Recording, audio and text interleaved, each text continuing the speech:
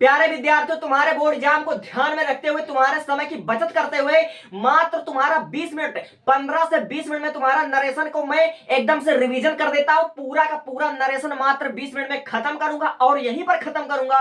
और ऐसा खत्म करूंगा कि तुम नरेशन तो पढ़ना तो बहुत दूर की बात, तुम पढ़ाने लग जाओगे। ठीक है, और सुनो हमारी बात, मैं जो बता देना चाहता हूं, पूरा का पूरा assertive sentence, interrogative sentence, imperative sentence, सारा का सारा रूल मैं इसी में कवर करूंगा। इसलिए तुमको भटकने की जरूरत नहीं है।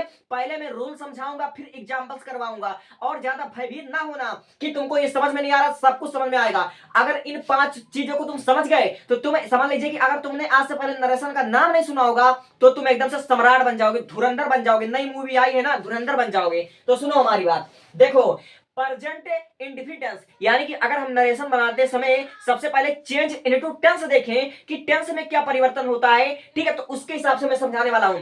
आप अच्छे तरीके से जानते हो कि जो इन्वर्टेड कामा के अंदर होता है वह रिपोर्टेड स्पीच होता है, और जो इन्वर्टेड कामा के बाहर होता है वो हमारा होता है क्या, रिपोर्टिंग स्पीच। जैसे Ram said to me you are fool, जैसे कि राम ने मुझसे कहा तो राम सेड टू मी, ये हमारा क्या, ये हमारा रिपोर्टिंग स्पीच है। और जो बाद वाला जो कोष्टक के अंदर रहेगा वो हमारा रिपोर्टेड स्पीच है। ठीक है, तो आपको क्या करना है, रिपोर्टिंग वर्ब के अनुसार, ठीक है, रिपोर्टिंग स्पीच के वर्ब के अनुसार ही आपको रिपोर्टेड स्पीच में कुछ चेंज करना है। तो रिपोर्टेड स्पीच का टेंस में आपको क्या चेंज करना है, इसको आप लोग ध्यान से सुनो। जब भी कभी तुम्हारा जो रिपोर्टेड स्पीच होगा वह प्रेजेंट सिंपल टेंस में होगा और तुम्हारा रिपोर्टिंग स्पीच पास्ट में होगा, तो तुमको प्रेजेंट सिंपल टेंस को पास्ट सिंपल टेंस में बदलना है। समझ गए मेरी बात? अभी समझो और बहुत बेहतरीन तरीके से तुमको समझ में आ जाएगा। मैं गारंटी के साथ दावा कर सकता हूं, एग्जांपल रखते तुमको आंसर आने लगेगा। ठीक है, और फिर उसके बाद क्या करना है कि प्रेजेंट कंटीन्यूअस टेंस को, यानी इज, एम, आर को तुमको पास्ट कंटीन्यूअस टेंस यानी कि वाज और वेयर में बदलना है। कब बदलना है, जब तुम्हारा रिपोर्टिंग स्पीच यानी कॉमास के बाहर वाला जब तुम्हारा पास्ट में हो, जैसे राम सेड हो, ठीक है, तब। अब देखो प्रेजेंट परफेक्ट टेंस को, यानी हैज हुआ, हैव हुआ, इसको पास्ट परफेक्ट में बदलना है, यानी कि हैड में बदलना है। ठीक है, कब बदलना है, जब तुम्हारा रिपोर्टिंग स्पीच पास्ट में हो और रिपोर्टेड वाला स्पीच जो हो वह प्रेजेंट में हो। ठीक है, अब देखो पास्ट सिंपल टेंस को प्रेजेंट परफेक्ट कंटीन्यूअस टेंस यानी हैज बीन, हैव बीन को हमेशा पास्ट परफेक्ट कंटीन्यूअस टेंस में बदलना है। और अब आते हैं पास्ट टेंस पे, यानी कि हमारा रिपोर्टिंग स्पीच भी पास्ट में हो, रिपोर्टेड स्पीच भी पास्ट में हो। तो अगर reported speech past simple tense में होगा, पास्ट इंडेफिनिट टेंस में होगा, अगर उसमें कहीं डिड का प्रयोग हो या फिर वर्ब का सेकंड फॉर्म, जैसे कि आप लोग अच्छी तरह जानते हो कि पास्ट इंडेफिनिट टेंस में वर्ब का सेकंड फॉर्म का प्रयोग होता है, तो आपको क्या करना है, जब वर्ब का सेकंड फॉर्म हो तो पास्ट टेंस को, सिंपल पास्ट टेंस को हमेशा पास्ट परफेक्ट टेंस में बदला जाता है। यानी कि डिड को, वेंट को आपको हैड में बदलना है, हैड बी में कन्वर्ट करना है। इस बात का आप विशेष ध्यान रख लेना। और पास्ट कंटीन्यूअस टेंस को, वाज को, वेयर को पास्ट परफेक्ट कंटीन्यूअस टेंस यानी हैज बीन में बदलना है आपको। इतना आप समझ गए, चेंज इनटू टेंस समझ गए। गुड लक, यहां तक आपने समझा, बहुत बढ़िया बात। अगर आपने इतना समझ लिया तो समझ लीजिए आपने नरेशन का पहला चरण पार कर लिया है। अब आपको घबराने की कोई जरूरत नहीं है। अब 2 मिनट जरा इस पर भी नजर डालो कि आपको सेड टू को टोल्ड में बदलना है। आपको अगर जैसे रिपोर्टिंग स्पीच में आपका दिया नहीं होता है Ram said to me, teacher said to me, ठीक है, ऐसा कुछ दिया होता है, तो आपको हमेशा सेड टू को टोल्ड में बदलना है। और कब बदलना है, जब सेड टू के बाद कोई ऑब्जेक्ट हो, जब सेड टू के पास कोई ऑब्जेक्ट हो, जैसे राखी सेड टू मी, ठीक है, जब सेड टू के बाद कोई ऑब्जेक्ट यानी कि जैसे मी लगा हो, तब सेड टू को हमेशा टोल्ड में बदलना है। ठीक है, जब वाक अफर्मेटिव में हो। अब देखो सेज टू को हमेशा टेंस में बदलना है और सेड टू को हमेशा टेल में बदलना है। ठीक है, अगर तुम्हारा जो वाक्य होगा, अगर रिपोर्टेड स्पीच होगा वह इंटरोगेटिव में होगा, तो तुम्हें सेड टू को आस्क्ड में बदलना है। ठीक है, सेड टू को किस में बदलना है, आस्क्ड में बदलना है।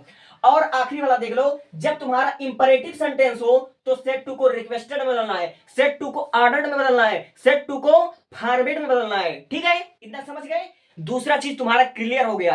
अब एग्जांपल रखते तुमको आंसर आने लगेगा, इस बात की मैं गारंटी देता हूं। अब देखो जो हमारा change into time and place होता है, change into time and place, now को हमेशा देन में कन्वर्ट करना है, टुडे को हमेशा दैट डे में कन्वर्ट करना है, और हेयर को हमेशा देर में कन्वर्ट करना है, और एगो को हमेशा बिफोर में कन्वर्ट करना है, एस्टरडे को हमेशा द प्रीवियस डे में कन्वर्ट करना है, और टुमारो को द नेक्स्ट डे में या फिर द नेक्स्ट डे में ही चेंज करना है। ठीक है, तो तुमने change into time and place भी सीख लिया, यानी कि तुमने तीसरा चरण पार कर लिया। अब देखो तुम चौथा चरण, ठीक है, चौथा चरण में आता है सन फार्मूला। ठीक है, सन फार्मूला यानी कि आपको नरेशन बनाते समय, ठीक है, आपको रिपोर्टेड स्पीच में कुछ टेंस भी चेंज करने होते हैं, कुछ टाइम एंड प्लेस भी चेंज करने होते हैं, और कुछ आपको सब्जेक्ट भी चेंज करने होते हैं। ठीक है, तो देखो जो रिपोर्टेड स्पीच का जो हमारा प्रश्न होगा, जो हमारा फर्स्ट प्रश्न होगा, वह किसके अनुसार चेंज होगा, वह रिपोर्टिंग स्पीच के सब्जेक्ट के अनुसार चेंज होगा। ठीक है, मैंने बोला रिपोर्टेड स्पीच का जो सब्जेक्ट होगा, ठीक है, अगर वह फर्स्ट पर्सन हुआ, जैसे आई हुआ, वी हुआ, तो वह रिपोर्टिंग स्पीच के सब्जेक्ट के अनुसार चेंज होगा। अगर रिपोर्टेड स्पीच का जो हमारा प्रश्न होगा, उस जो सब्जेक्ट होगा वह अगर सेकंड पर्सन हुआ, तो वह हमारा रिपोर्टिंग स्पीच के ऑब्जेक्ट के अनुसार चेंज होगा। ठीक है, अगर हमारा थर्ड पर्सन हुआ, यानी कि रिपोर्टेड स्पीच का सब्जेक्ट अगर थर्ड पर्सन हुआ, जैसे ही हुआ, सी हुआ, इट हुआ, तो उसमें कोई चेंज ही नहीं करना है। और थोड़ा आखिरी में समझ लो, उड़े, कुड़े, माइट में, शुड में, आउट टू में कोई चेंज नहीं होता है। ठीक है, और जाते जाते छोटी सी बात एक और सुन लो, तब मैं एग्जांपल्स पर आता हूं। अफर्मेटिव में कंजक्शन के रूप में दैट का प्रयोग करते हैं, और इंट्रोगेटिव में कंजक्शन के रूप में इफ या वेदर का प्रयोग करते हैं। अगर डब्ल्यू से वाक्य स्टार्ट तो डब्ल्यू अच्छे वाला यहीं पर रख देते हैं। अगर इंपरेटिव की बात करते हैं तो अपन कंजक्शन के रूप में टू का प्रयोग करते हैं, एक्सक्लेमेटिव में, ऑपरेटिव में दैट का ही प्रयोग करते हैं। अब आते हैं एग्जांपल के माध्यम से, इसको कॉपी में नोट कर लो, एक मिनट में समझा देता हूं कैसे बनता है। ठीक है, टेक अ स्क्रीनशॉट। इसमें लिखा हुआ है he said to me, he said to me, उसके बाद देखिए यहाँ पर सर आया हुआ है, he said to me sir can I help you। अब देखिए यहाँ पर क्वेश्चन मार्क है, फिर उसके बाद वहां पर रिप्लाई भी दिया हुआ है no I said, यानी कि इस वाक्य को कैसे आपको बनाना है, यही आपके बोर्ड एग्जाम में आता है। तो इसको समझिए कैसे इसको बनाना है। सबसे पहली बात हमने आपको बोला था कि सेड टू को टोल्ड में बदला जाएगा अगर वाक्य अफर्मेटिव हो, मगर यहां पर देखिए लिखा है कैन आई हेल्प यू, और इंट्रोगेटिव लिखा हुआ है। तो इंट्रोगेटिव में हमको सेड टू को किस में बदलना होता है, आस्क्ड में बदलना होता है। सेड टू को हमें आस्क्ड में बदलना होता है। ठीक है, तो इसको देखिए कैसे बनेगा। अब यहां पर ही पर ही उतार देंगे आप लोग, और सेड टू को यहां पर बदलेंगे आप लोग आस्क्ड में। सिंपली आपका क्या हो जाएगा, आस्क्ड हो जाएगा। अब उसके बाद आप लोग यहां पर लिख लेंगे मी। ठीक है, अब इतना आप लोग लिख लेंगे। अब देखिए यहां पर लिखा हुआ है सर, ठीक है, यहां पर सर लिखा हुआ है। ठीक है, तो सर के जगह आपको रिस्पेक्टफुली का यूज करना है। जब भी आपको कभी भी ऐसे वाक्यों में सर दिख जाए, मैडम दिख जाए, या फिर ऑनर दिख जाए, या फिर कोई ऐसा सम्मानजनीय पद दिख जाए, तो आपको उसके स्थान पर यहां पर रिस्पेक्टफुली का यूज करना है। ठीक है, तो यहां पर क्या लिखोगे आप लोग, रिस्पेक्टफुली। ठीक है, तो यहां पर आप लोग लिख दो रिस्पेक्टफुली, RESPECTFULLY, रिस्पेक्टफुली। अब देखिए चूंकि यह इंट्रोगेटिव में, अब यहां पर कॉमा के स्थान पर भैया दैट नहीं लगेगा, यहां पर इफ या वेदर का प्रयोग लगेगा। क्यों?